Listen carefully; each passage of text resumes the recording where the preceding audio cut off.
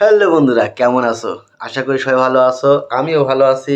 আজকে বেশ কিছুদিন পরে আবারও তোমাদের সামনে যুক্ত হলাম আমার এস্টেজা ইউটিউব চ্যানেল থেকে। আমি আজকে বলতে এসেছি শাকিব খানের আপকামিং যে সিনেমা, যেটাতে আছে প্রিন্স। প্রিন্স মুভি সম্পর্কে আজকে তোমাদেরকে যে ধারণা দেব সেটা আসলে আমার ফুল ভিডিওটা না দেখলে এই ধারণাটা পাবে না। আর এই ধারণার অনুযায়ী শাকিব খানকে আমরা নতুনভাবে আবারও চিনতে পারবো। কারণ one upon time in the Dhaka এরকম একটা গল্প নিয়েই শাকিব খান আবার আহ, সামনে চলে আসবে, যেটা 2026 সালে শুরু হবে এই সিনেমাটা।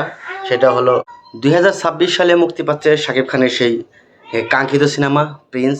আর এই প্রিন্স নিয়ে যত জল্পনা কল্পনা ছিল সেই জল্পনা কল্পনাগুলো আহ, মানে সামনে উঠে এসেছে।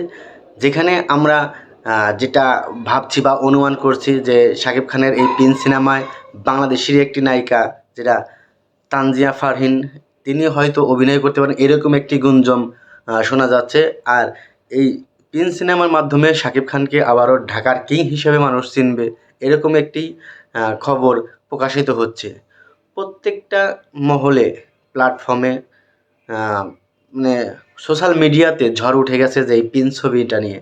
কারণ প্রিন্স ছবিতে যেরকম লুক দেখা যাচ্ছে শাকিব খানকে, সেটা আর কোনো সিনেমায় শাকিব খানকে দেখা যায়নি। কারণ পরিচালকরাও এটা আন্দাজ করতে পেরেছে যে শাকিব খানকে দিয়ে নতুন নতুন যে সিনেমা বা নতুন নতুন যে লুক, নতুন ধারায় যে গল্প, সেটা শাকিব খানকে দ্বারা সম্ভব।